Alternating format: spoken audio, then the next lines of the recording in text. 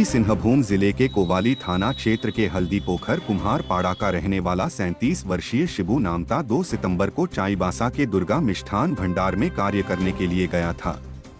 Hotel से वह एक दिन सुबह शौच के लिए निकला, उसके बाद वापस नहीं लौटा। परिजनों ने कई जगहों पर उसकी खोजबीन की, लेकिन कुछ पता नहीं चल सका। अब परिवार के लोगों का रो रो कर बुरा हाल है। इस संबंध में परिजनों ने कोवाली एवं पश्चिमी सिंहभूम जिले के सदर थाना में लिखित शिकायत की है।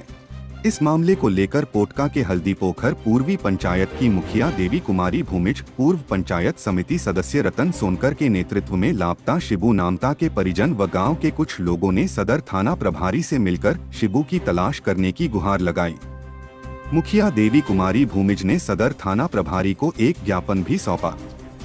थाना प्रभारी ने कहा कि जल्द से जल्द शिबू का पता लगाकर आप सभी को सूचना दी जाएगी। आकर के 1000 रुपये 500 खर्चा होगा, गाड़ी में खर्चा होगा, क्या क्या लेकर रखना है उसको। तारीख के दिन में वो सुबह 4 बजे शौच के लिए निकला और दोबारा रिटर्न ही नहीं आया। लेकिन इतने दिन बीत जाने के बाद भी अभी तक शिबू नामता का कोई अता पता नहीं चला।